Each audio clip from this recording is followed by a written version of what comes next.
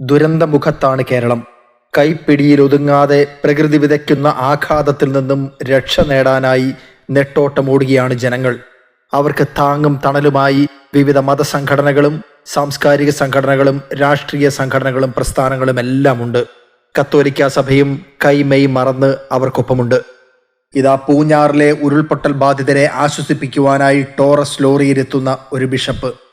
Pala രൂപതാധ്യക്ഷൻ Mar Joseph Kallarangatt. Poonjar പയ്യാനിത്തോട്ടത്തുണ്ടായ ഉരുൾപൊട്ടലിൽ ജീവൻ പൊലിഞ്ഞ മണപ്പാട്ട് വീട്ടിൽ Regina Johnny എന്നിവരുടെ സംസ്കാര ചടങ്ങുകളിൽ മുഖ്യ കാർമ്മികത്വം വഹിക്കാനുള്ള പിതാവിന്റെ യാത്രയാണിത്.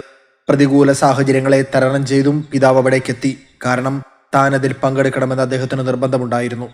കനത്ത മഴയെ തുടർന്ന് വഴികളെല്ലാം വെള്ളത്തിലാവുകയും യാത്രാ സൗകര്യങ്ങൾ പൂർണ്ണമായും നിലയ്ക്കുകയും ചെയ്ത സാഹചര്യത്തിലാണ് ബിഷപ്പ് യാത്രയ്ക്കായി ടോറസ് ലോറി തെരഞ്ഞെടുത്തത്. പാലായിൽ നിന്നും പൂഞ്ഞാറിലേക്കുള്ള യാത്രയിൽ മൂന്നാരി ഭാഗത്ത് റോഡിൽ വലിയ രീതിയിൽ വെള്ളമുയർന്നതിനെ തുടർന്ന് കാർ ഉൾപ്പെടെയുള്ള ചെറിയ വാഹനങ്ങൾക്ക് കടന്നുപോകാൻ സാധിക്കാത്ത സ്ഥിതിയായിരുന്നു.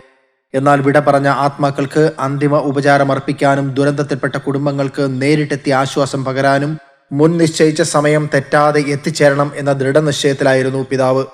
സെന്റ് അൽഫോൺസ പള്ളിയിലെത്തി സംസ്കാര ശുശ്രൂഷകൾക്ക് നേതൃത്വം നൽകിയ പിതാവ് ചടങ്ങുകൾക്ക് ശേഷം ഇതേ ലോറിയിൽ തന്നെയാണ് പാലാ ബിഷപ്പ് ഹൗസിലേക്ക് മടങ്ങിയത്.